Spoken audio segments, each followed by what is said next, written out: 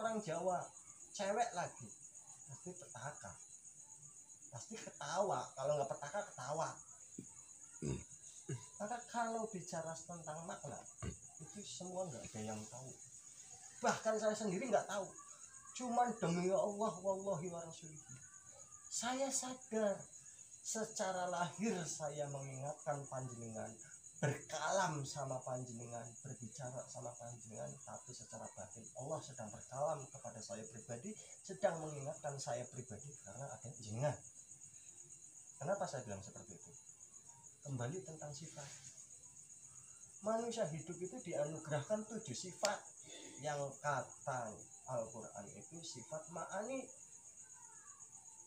Kalau orang Islam pasti tahu makna ma'ani itu apa. Nah makanya saya tadi bilang, panjenengan nanya,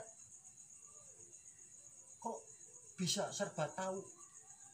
Kalau saya pribadi, kalau memang panjenengan menilai saya serba tahu, saya langsung bilang, berarti saya bisa, kalau saya kasarnya ngomong itu, ilmu saya itu otak atik gatuk. Sombongnya lagi, berarti ilmu saya itu ilmu iblis, ilmu alif. Bahasa halusnya itu alif, bahasa kasarnya itu iblis. Hanya sekedar bahasa, belum tentu saya bisa membahasakan itu, tapi saya yakin. Nah tentang kok kenapa tahu namanya ini kok satu, jawabannya satu. Saya cuma yakin bahwa di setiap diri itu ada saksi yang tidak pernah bohong. Kenapa saya tahu? Karena saya tanya sama saksi itu. Kalau nggak paham, oh sama diri saya sendiri, sama batin saya. Kalau bicara soal nama nih, akhirnya saya lanjutkan. Rasul itu bahasa Arab yang bermakna utusan penyampai kabar. Kalau Rasulullah berarti utusan penyampai kabar dari Allah. Percaya ataupun tidak percaya, di dalam diri sampeyan yang katanya ada saksi yang tidak pernah bohong, saya berani bilang, kalau ada saksi yang tidak pernah bohong, orang yang bersaksi tidak pernah bohong itu cuma Rasul. Berarti kalau di dalam dirimu itu ada saksi, berarti dalam dirimu itu ada Rasul. Nah, tadi saya dipotong. Nah, kalau bahasa Arabnya Rasulullah itu utusan penyampai kabar dari Allah. Sekarang saya bahas untuk melengkapi itu, di dalam diri itu ada rasa. Kalau rasa itu bahasa Indonesia yang bermakna juga utusan penyampai kabar. Pertanyaannya, kalau yang di Arab itu utusan penyampai kabar dari Allah, kalau di dalam diri berarti apa? Utusan penyampai kabar dalam diri. Contoh,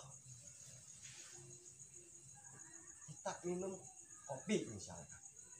Sebelum kita minum kopi, si rasa ini tidak akan mengabarkan rasa kopi itu apa.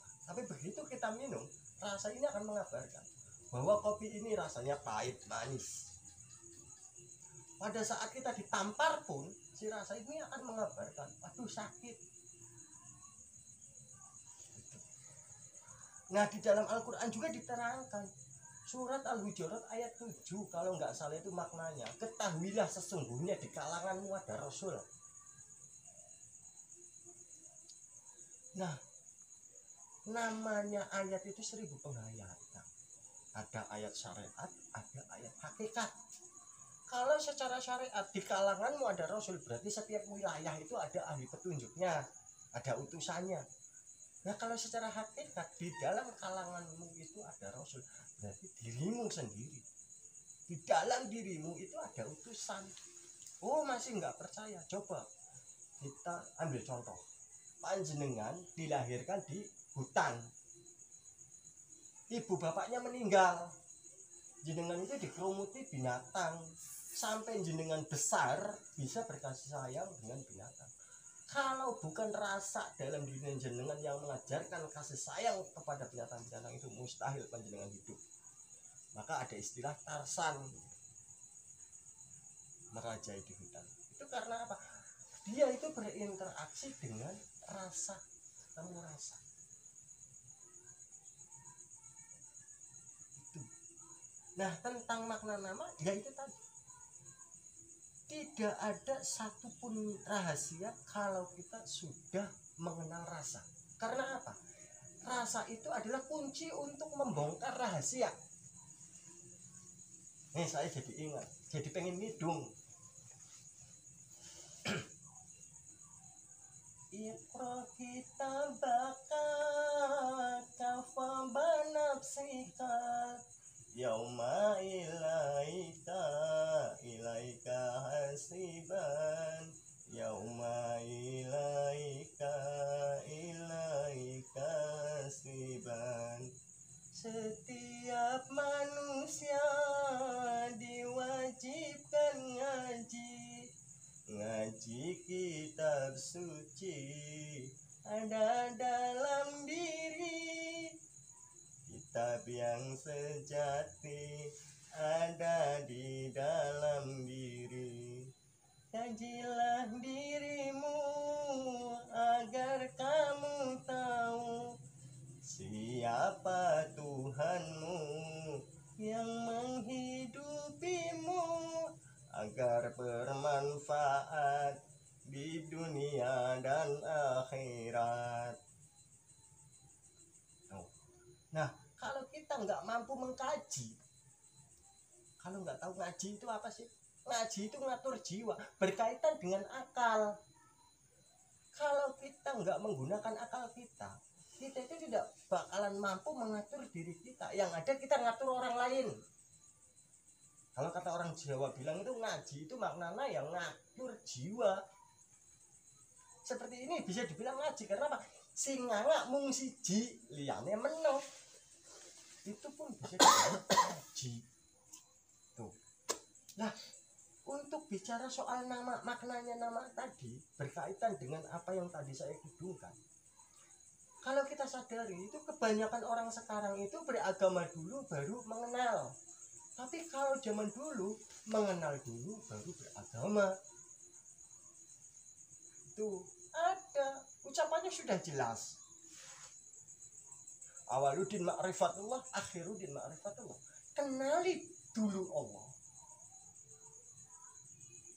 baru beragama.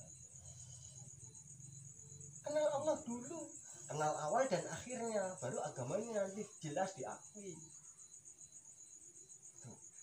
Nah, kalau saya jelas saya orang Jawa bisanya ya cuman menguraikan perkara jiwa. Maka ada istilah kaji diri, kaji rasa. Saya ada kidung lagi. Awaludin ma'rifatullah, akhirudin ma'rifatullah, la ilaha illallah, Muhammadur Rasulullah. Awalnya kita beragama, mengenal Allah yang esa, begitu juga akhirnya mengenal Allah yang esa. Tiada Tuhan selain Allah, Muhammad utusan Allah. Kaji diri, kaji rasa, itu jadi modal utama. Kaji diri, pengerti suci, kaji rasa, bongkar rahasia. Rahasia alam semesta meliputi jagat raya. Jelas, mau digali secara ayat manapun, kalau sudah ngerti maknanya nama, semua akan berujung ketentraman. Nah, siapa yang mau menenteramkan kalau bukan Rasul? Maka secara lahiriah dikatakan Rasulullah Kanjeng Nabi Muhammad lahiriah meninggal. Tapi secara batiniah Kanjeng Rasulullah itu hidup di setiap sanubari umatnya. Nah, gini Pak. Tadi saya penasaran, coba dijelaskan lagi, diulang lagi. Dari nama tim kami yaitu saya sendiri Arthur Adi Pamungkas, ya ini Indra, ya ini Imam, ya ini Wahyudin. Nah, coba dijelaskan lebih. Arthur Adi Pamungkas. Arthur itu kalau nggak salah itu bahasa luar. yang bermakna itu raja. Arthur itu maknanya raja. Nah, kalau Indra, kalau nggak salah itu berasal dari bahasa Sanskerta yang bermakna paningal atau penglihatan. Maka ada istilah dewa Indra itu dewa matahari ya, karena melihat, mencerahkan. Iya gitu. Nah, terus yang ini Wahyudin. Kalau tadi saya bilang namanya itu menyatu. Wahyudin itu berasal dari bahasa Arab yang bermakna wahyu agama, petunjuk agama. Kenapa saya bilang satu? Kalau disatukan jelas satu. Jadi ada seorang raja, Arthur Ade Pamungkas, yang memiliki paningal luas. Bahasanya ini paningalnya luas, pengetahuannya luas, sehingga saking luasnya itu menjadikan penunjuk agama. Kalau sudah menjadi penunjuk agama, ya nggak menjadi tutup kemungkinan pasti jadi imam atau pemimpin. Nah, bukan suatu kebetulan yang dihadapi jenengan itu siapa, yang jenengan panggil Abah Abbas. Kenapa saya panjenengan bilang Abbas itu biar nggak bingung orang manggil. Abbas itu asli kelahiran anak Brawa asli, kecamatannya Brebes, bisa jadi anak Brebes asli. Tapi apakah jenengan tahu nama lengkapnya? Nama lengkapku itu Ali Basori, yang bermakna Ali itu tinggi, Basori itu berpengetahuan. Jadi wajar kalau panjenengan itu akrab dengan saya. Kalau kata Aluran, tidak akan aku satukan kecuali sudah menjadi ketentuan. Syukur-syukur kehadiran kita berlima itu menjadi sosok penyatuan ahli agama. Amin. Karena yang kita bahas jelas hanya ada satu kopi. Ketika obrolan perkara iman kita gelar, maka akan menjadi pencerahan, ceramah. Mudah-mudahan ucapan ini menjadi pencerahan mata hati bagi para penonton kalian, khususnya yang sudah subscribe. Mudah-mudahan kedepannya lebih banyak lagi. Lahirnya subscribe itu karena didorong dari batin ikhlas mereka masing-masing, bukan karena paksaan. Karena apa? Tentang obrolan ini merupakan wujud ikhtiar kita sebagai seorang YouTuber. Mampunya seperti ini, terserah penilaian penonton apa. Nah, saya kan dari kemarin bilang ilmu alif itu a i u, babi bu tati itu. Saya bukan orang Arab, saya cukup surah saja. A i u, kita ngerasa lan rumangsa, aku iki urip karena aku kenal Allah. Allah iku urip. Babi bu, kalau aku yang merasakan, jadi bahkan bisa burak, bisa rusak. Kalau kita tidak ingin rusak, tapi tidak turut, tidak semuanya. Sasisu, syarat siap sujud. Dengan apa sujud kita? Bukan sekedar Allahu Akbar, kerap sedekah masa bodoh ngarep, tapi dengan jalan berusaha jajiju, jaga jiwa jujur. Kalau jiwanya sudah jujur, baru kita berhak mengharapkan hikmah, karena sudah menjalani hubungan atau secara hijayahnya itu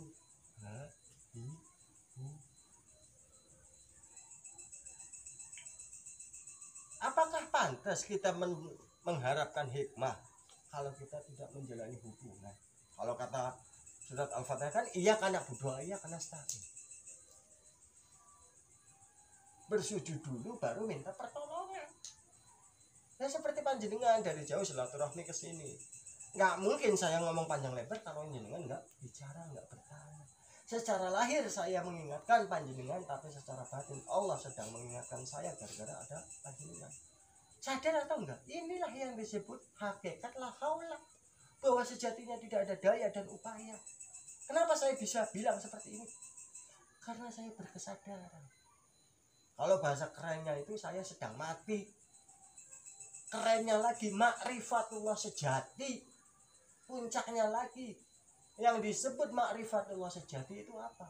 Yaitu saya sedang mengembalikan kesadaran hidup kepada Sang Maha Hidup. Itulah makna mati yang sejati. Hidup di dalam kematian. Kalau kita sudah hidup di dalam kematian, maka kita akan cenderung berkorban, dan berkorban.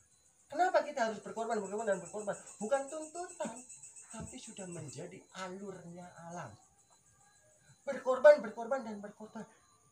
Karena kalau kita sadari lagi, ternyata pada hakikatnya kitalah wali awam.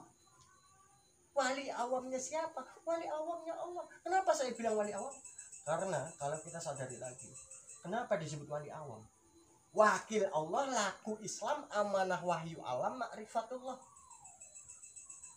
Ternyata saya bisa ngomong panjang lebar itu karena Allah menghendaki. Kalau Allah nggak menghendaki, nggak bakalan saya bisa ngomong kayak gini. Jangan cuma bilang, oh katanya segala sesuatu kalau lagi ada masalah ingat Allah, dengan mengingat Allah jiwa akan menjadi tenang. Allah yang bagaimana, bos? Bicara tadi, kalau mau sadar, Allah yang bagaimana? Ini tadi, yang mengawali katanya, yang mengawali kata itu berawal dari yang terhirup. Kenapa aku dan jenengan disebut saudara? Saudara. Oh ini tuh gampang. Kalau jenengan nggak bisa bernapas, nggak ada udara yang keluar masuk, nah mungkin jenengan bisa komunikasi.